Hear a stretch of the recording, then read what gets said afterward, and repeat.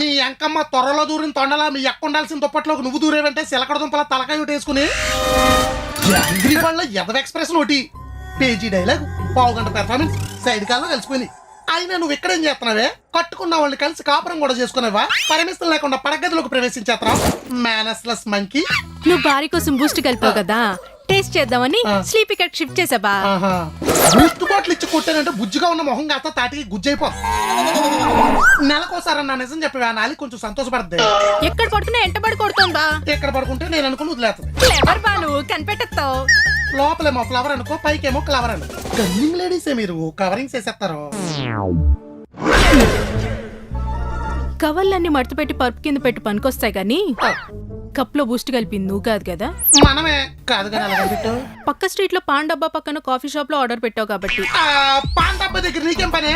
కొంపది secret గా సిగరెట్లు కాల్చేస్తున్నావా?